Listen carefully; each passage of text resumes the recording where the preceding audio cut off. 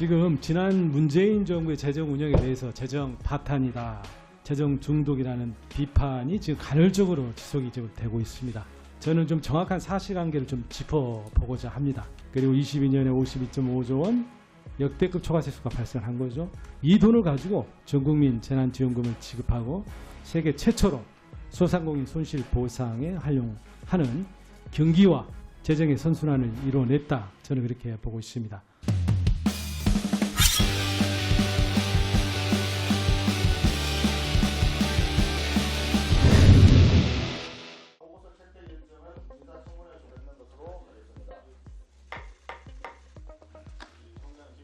총리께서 하신 말씀입니다. 7월 3일 하경방회에서 말씀하셨네요. 네, 지금 지난 문재인 정부의 재정 운영에 대해서 재정 파탄이다, 재정 중독이라는 비판이 지금 간헐적으로 지속이 되고 있습니다. 저는 좀 정확한 사실관계를 좀 짚어보고자 합니다. 네, 다음 해주세요. 네, 우리 문재인 정부 때 재정 지출과 국채 발행이 는 건 사실이죠. 주 원인이 뭐였습니까? 전대미문의 코로나 팬데믹이 발생을 했죠. 이에 저희가 맞서서 국민의 생명을 지키는 방역 활동을 했고, 또 마비된 경제를 회복시키기 위한 어떤 지출들이었습니다. 그런데 이 현상 모든 나라가 다 이제 비슷했습니다. 그렇지만 비교해 보면은 우리 정부가 상대적으로 지출과 국채 증가폭에서 낮았습니다. IMF 통계를 보지요. 재정 지출 규모는 비교되는 선진국의 절반, 국가 채무 비율 증가는 3분의 2 수준이었습니다. 또 이렇게 굉장히 절제된 재정 지출을 했다고 봐야 되죠. 성과는 어땠을까요? 예, 2021년 4.6%라는 고성장을 기록했고, 2022년 1분기에 취업자 증가율 100만 명, 22년 만에 최대 고용성과였고, 소득 분배도 개선이 되었습니다. 이렇게 경제 회복되다 보니까 세수가 2021년에 61.4조 4천억, 그리고 22년에 52.5조 원 역대급 초과세수가 발생한 거죠. 이 돈을 가지고 전국민 재난지원금을 지급하고 세계 최초로 소상공인 손실보상에 활용하는 경기와 재정의 선순환을 이뤄냈다. 저는 그렇게 보고 있습니다. 화면을 보십시오. 이러한 가성비 높은 재정 운영에 대해서 IMF 국제신용평가상에서 모두 높게 평가를 좀 했습니다. 이렇게 칭찬받았던 재정 운용을 두고 재정 파산 운운하는 것은 정확한 실상을 모르거나 알고도 일부러 왜곡하는 그런 행위가 아니냐, 이렇게 좀 생각이 좀 듭니다. 대통령의 강력한 리더십으로 나라 살림이 정상화되었다고 하는데, 우리 윤석열 정부 첫 해인 작년 경제 성적표를 한번 보시죠. 화면 넘겨주세요. 네, 22년부터 경기는 하강 국면으로 접어들었죠. 정부는 재정 긴축과 감세라는 경기 상황과는 어긋나는 재정 정책을 펼쳤고, 23년도에 1.4%라는 역대급 저성장을 기록했습니다. 역대급 고물가, 고용 악화가 함께 있죠. 국민은 고통받았습니다. 그리고 세수는 56.4조 원이라는 역대급 결손이 발생했고, 이어서 역대급 강제 세출 불용이 따르고, 재정이 취약한 지방은 느닷없이 18조 원에 달하는 교부금 삭감으로 지방 경제가 직격탄을 맞는 상황이 발생했습니다. 이러한 파행적인 나라 살림을 어디로 봐서 정상화시켰다고 자찬할 수 있겠습니까? 고명하신 우리 총리의 상식에 의문이 드는, 저는 낯뜨거운 발언이라고 생각됩니다. 우리 부총리님 한번 경청해 주십시오.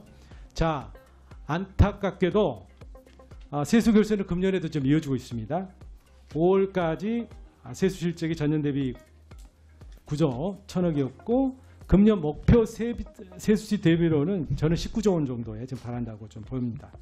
세수 진도비 보시죠. 5월 말 41%, 과거보다 5.9포인트 낮아서 지금 세수 비상등이 이미 켜졌죠. 그러면 정부는 6월 말까지 세수 추계를 다시 해야 됩니다. 지금 결과가 나왔을 것 같습니다. 국회에 이제 보고할 준비는 부총님 되셨습니까? 네, 말씀하십시오. 네, 아직 준비 지금 안 되신 것 같고요. 여하튼 국민들은 그렇습니다. 작년에 겪었던 세수 결손과 이어지는 일방적인 세출 삭감의 악몽이 재현되지 않을까 좀 걱정하시지 않겠습니까? 이러한 국민의 우려를 좀 덜어드려야 되겠죠. 세수 재축의 결과를 적어도 좀 국회에는 좀 보고를 해주시고 같이 국회와 함께 문제 해결을 위한 이제 뭐 지혜를 좀 함께 짜 나가도록 했으면 좋겠습니다. 부총님 의견이 어떠십니까?